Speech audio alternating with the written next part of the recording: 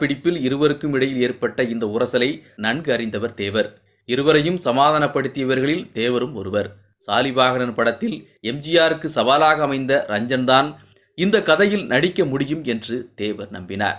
1957 தேவர் films தயாரிப்பில் வெளியான நீலமலை திருடன் படத்தில் வில்லன் PS வீரப்பாவை தீர்த்து கட்ட நீலமலை திருடனாக தேர்ந்தெடுக்கப்படும் இளைஞன் வேடத்தில் நடித்தார் ரஞ்சன். சத்தியமே லட்சியமாய் கொள்ளடா, தலை நிமிர்ந்து உனை உணர்ந்து செல்லடா. மருதகாசி எழுதி KV மகாதேவன் இசையமைத்து TM சௌந்தரராஜன் கம்பீரமாக பாடிய இந்த பாடல் காட்சியில் ரஞ்சன் திரையில் வந்தபோது எம்ஜிஆர் ரசிகர்கள் திடுக்கிட்டு போனார்கள். நம்ம வாத்தியார் நடிச்சிருக்க வேண்டிய பாட்டு என்று பேசிக்கொண்டனர். படம் 100 நாட்களை கடந்து வெற்றிகரமாக ஓடியது. படத்தை எம்ஜிஆர் பார்த்துவிட்டு தேவருக்கு கால்ஷீட் கொடுக்க முடியாமல் போய்விட்டதே என்று தன் அண்ணன் சக்கரபாணியிடம் வருந்தினார்.